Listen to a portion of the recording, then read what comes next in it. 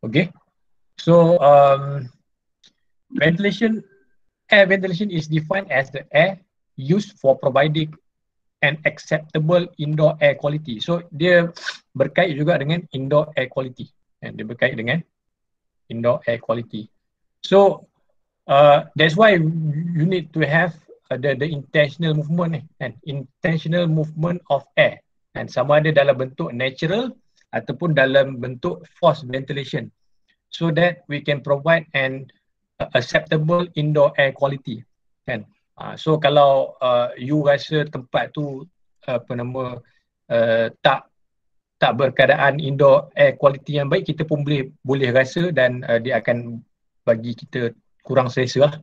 Okay, so when people or animal present in the building, ventilation air is necessary to dilute odors. So this is the function, dilute odors, limit the concentration of CO2, okay, carbon dioxide, and airborne pollutants such as dust, smoke, and VOC, volatile organic compound. Okay, so ventilation air is often delivered to the space by mechanical system, kan, which also okay, heat kita tak ada lah, kan, kita just we provide and the cool environment and humidify and dehumidification. Okay, so as you all know, dekat Malaysia ni kita punya humid and humidity, kita punya humidity ataupun in Malay we call as kandungan lembapan dalam udara, kita tinggi. So that's why we need to control the humidity and to the acceptable level, and so that we can provide a good indoor air quality and okay, so that is the purpose of ventilation. Okay, that is the purpose of ventilation. Okay, so this is some of the acceptable range of indoor air quality. Okay, termasuk dia punya temperature. So you need to control the temperature between 23 to 26 degrees Celsius. Okay, the relative humidity between 40 to 70. Okay, this is called acceptable range. And then the air movement between 0.15 to 0.5 meter per second. Okay, so this is from DOSH and Department of Safety and Health 2010. The acceptable parameter for indoor air quality. Okay, and then ada lagi dia punya indoor air quality punya parameter, such as the chemical contaminants and biological contaminants and ventilation performance indicator. Dia ada dalam the unit yang berbeza lah. Contohnya for chemical, unit dia is part per million. Contohnya carbon monoxide maybe boleh ada dekat dalam sistem kita boleh measure dengan menggunakan tool. Okay, kalau kita measure kita dapat lebih 10 ppm, then it's not acceptable lah. It's not acceptable. And then ada lagi dia punya content yang lain, contohnya formaldehyde, ozone. So this is the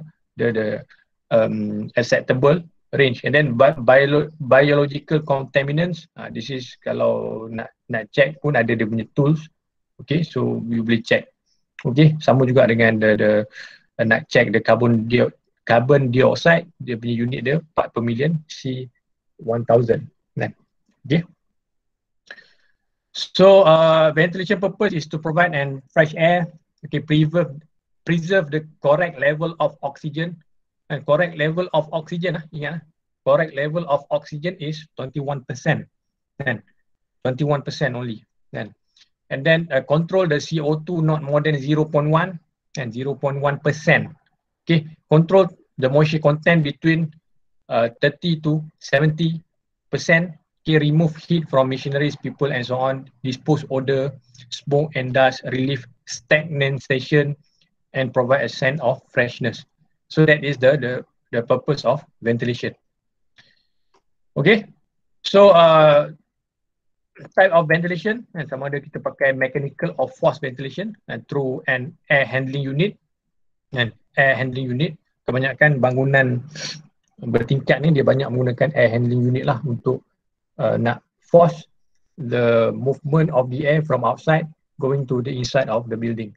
Okay, so the local exhaust fan can enhance the infiltration or natural ventilation, thus increase the ventilation flow rate. Kan? Okay, so actually flow rate ni pun kita boleh ukur dia kan, by using the flow meter, the air flow meter. So kita boleh measure the punya flow rate of the mechanical force ni, and mechanical force ventilation. Okay, and then natural ventilation occurs when the air in space is changed with the outdoor, kan, without the use of mechanical such as fan. So the natural ventilation ni we just provide an opening. We just provide an opening, kan, sama ada tingkap ataupun pintu lah, kan.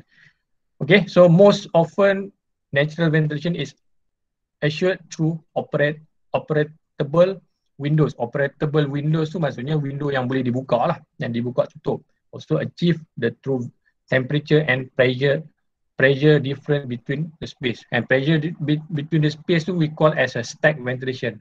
And so kalau you perasan kalau rumah kita dia mesti ada satu tingkap bawah dengan satu tingkap dekat atas. So we provide the pressure untuk nak pullkan angin tu naik ke atas supaya dapat ventilate kan keseluruhan kawasan. Okay. So open window or vent are not good choice for ventilating of basement, and so dekat basement so dia tak boleh nak gunakan sistem natural ni lah. So that's why kebanyakannya guna mechanical or forced ventilation. And even dekat bangunan sekarang pun disebabkan oleh climate, kan, cuaca kita panas. So that's why they prefer to use the system what we call the centralized air conditioning system. Centralized air conditioning system tu is the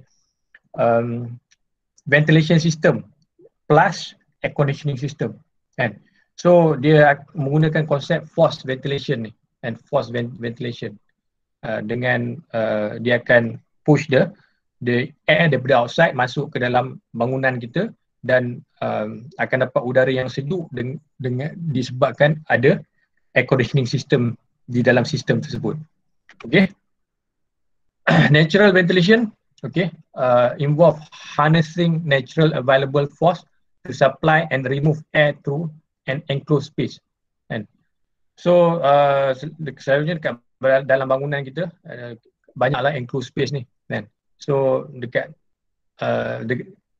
that's why kebanyakan bangunan ataupun kebanyakan bangunan yang rendah lah. So we use this type of natural ventilation. We provide an opening.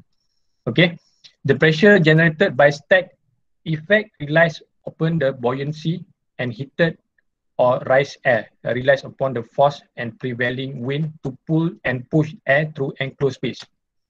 And so that's why kalau rumah kita we need to provide an opening dekat bawah dan dekat atas, kan. So the air boleh orang kata masuk dan keluar secara stack pressure, secara stack pressure. Kalau you buat dia tak ada berlaku stack ventilation ni, so maksudnya kita tak akan dia tak akan meliputi keseluruhan kawasan ni, kan. Dia hanya masuk dan keluar saja. Okay, so selalunya stack ventilation is rumah-rumah yang low rise lah, low rise house. Okay, using a Bernoulli principle, and that use air pressure of the different height to pull the air through the building. Okay, so that's why rumah kita memang ada sistem macam ni lah, dan arkitek dah design rumah kita macam ni. Okay. Forced ventilation, okay, forced ventilation ataupun mechanical ventilation. Selalunya kita guna mechanical ventilation ni disebabkan oleh keadaan bangunan tersebut lah, keadaan bangunan tersebut, dan nak maintain the temperature of the building kan. Nak maintain the temperature of the building menggunakan sistem forced ventilation ni. Okay. Natural inlet, dia ada 3 sistem: natural inlet and mechanical extract, mechanical inlet and natural extract, and mechanical inlet and mechanical extract. So the system however cost more to install, operate and maintain. Of course sebab dia menggunakan mechanical system and compare to natural. Yeah. So dia punya cost ni lebih daripada natural lah. Yeah. Okay. So how to choose the ventilation system? Kan? Kalau you diberi assignment untuk choose the correct ventilation system, so you need to access the geometry of the building ataupun of the space, geometry of the space, and you need to assess the geometry of the space, and then you find the some other natural air pass and ceiling features, adakah ceiling tu tertutup kan ataupun dia boleh dibuka, and then vertical clearance, berapa dia punya vertical clearance, dan selalunya kalau rumah tinggi tu lebih dapat pengudaan yang baik compare tu dengan rumah yang ceiling rendah. Okay, and then others obstruction. Okay, so bila you tengok benda-benda macam ni, so daripada situlah you pilih jenis fan yang nak digunakan, sama ada jenis fan centrifugal fan ataupun axial kan. Selalunya kalau rumah kita ni selalunya kita pakai axial fan je lah, and axial fan. And kalau centrifugal fan ni selalunya dekat tempat-tempat macam tempat-tempat tertutup, contohnya dekat underground dan sebagainya. So kita menggunakan centrifugal fan. Okay, and then consider the mechanical system and natural outlet ducting system. So ducting system ni selalunya you akan tengok dekat mall ataupun dekat kawasan car park area tu. So they provide and the ducting system and untuk masukkan udara daripada luar masuk ke dalam bangunan tersebut. Okay. So underground car park, contohnya this is the case study of underground car park. Case study kalau kita nak access, contohnya kita nak access the ventilation system untuk underground car park ni. Okay. So underground car park dia punya nature dia ada kereta yang release CO2, so banyak carbon monoxide, and of course dia punya humidity dia tinggi, so there may be content of water.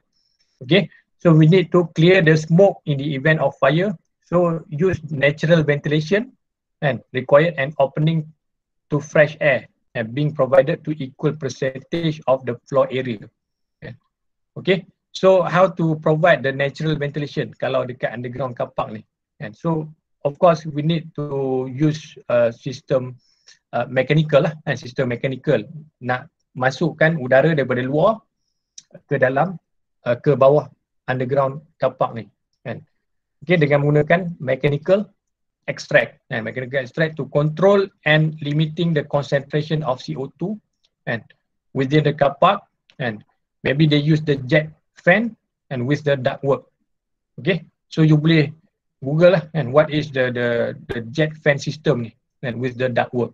And selalunya digunakan dekat kawasan-kawasan yang very confined space and confined space, and ni boleh dikategorikan sebagai confined space jugalah sebab underground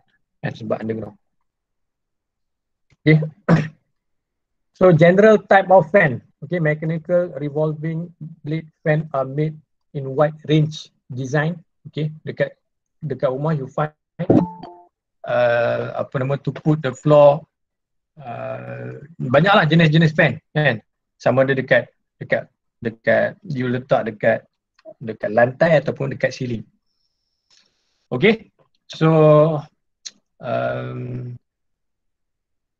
sistem yang digunakan dekat bangunan, selalunya kita akan pakai sistem mechanical extract with the combination of aircon. So aircon nanti lecture yang next lecture, sistem centralized aircon tu is they ambil sistem ventilation plus the air conditioning system Okay, there are main type of use of fan. for moving air, for moving air. Sama ada kita pakai axial fan, centrifugal fan ataupun cross flow fan. Kan? So jenis-jenis blade yang digunakan tu memainkan peranan untuk nak push the air masuk di dalam satu-satu kawasan, satu-satu space. Okay, so an axial fan and the centrifugal fan dan cross flow fan. Okay, so this is an axial fan lah. Axial fan macam biasa je lah, fan yang dalam keadaan biasa. Okay, have a blade that force the air to move parallel to the shaft about which the blade can rotate. Okay, dia dalam keadaan linear, dia akan push the air dalam keadaan linear. Okay, the centrifugal fan, centrifugal fan selalunya dalam bentuk macam ni lah, dalam bentuk macam ni centrifugal fan. Okay, selalunya digunakan dekat dalam sistem centralized aircon. Okay, the mechanical device for moving air or gas, maksudnya boleh move air or gas, and then sometimes they use kalau dia pakai centrifugal motor tu, dia boleh push the liquid ataupun water lah, kan. Okay, it has fan wheel composed of a large fan blade or rib mounted around the hub, kan, around the hub. Okay, gas enter from the inside of the fan and turn 90 degree and accelerate to the centrifugal force. Macam ni lah. So this is dia punya gas in. Okay, this is dia punya mounted dia. So dia berputar kat dalam ni, so dia push the gas tu out, gas ataupun air tu lah, kan. Di dalam sistem kita punya ducting system. So this is ducting system. Okay, ducting system. Okay, ducting system.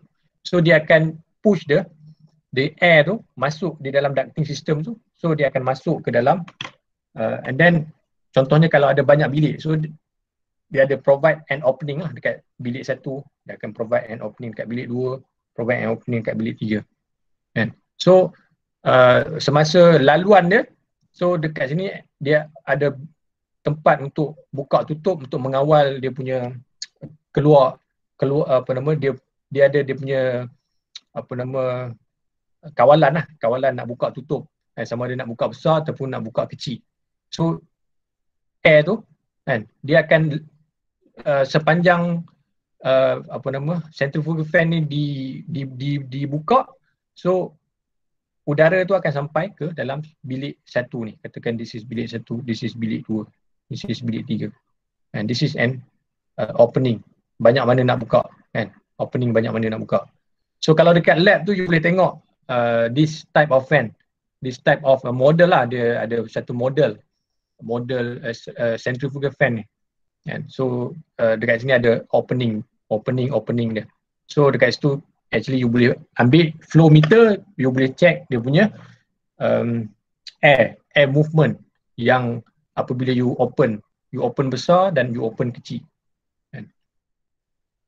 Okay, so this is the jenis-jenis fan yang digunakan lah, and jenis fan sama ada forward curve, backward curve dan radial.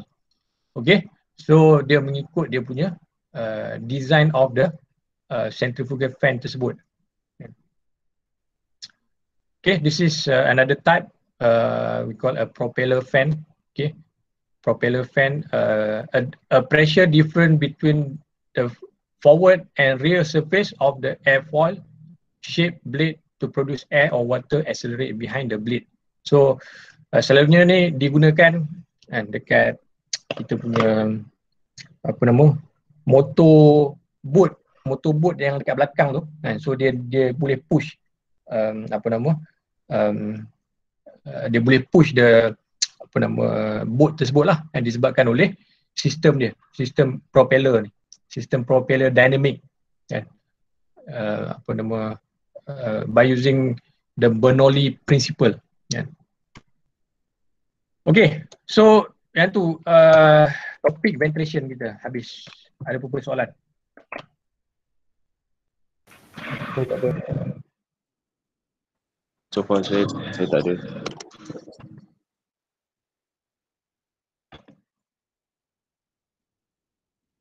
Okay, so I think kalau tak ada, okay, that's all untuk hari ni dan untuk minggu ni. So make sure you study on your own. You punya untuk test satu ni, kan, untuk test satu, dan juga be prepare lah untuk subjek-subjek yang lain juga. Okay, boleh? Boleh so. Okay, so make sure nanti you all jangan bincang pula bila nak buat test tu, sebab maybe group ni dapat soalan lain, group ni dapat soalan lain. Nanti you tanya soalan nombor satu student A, maybe dia tak sama dengan soalan nombor satu student B.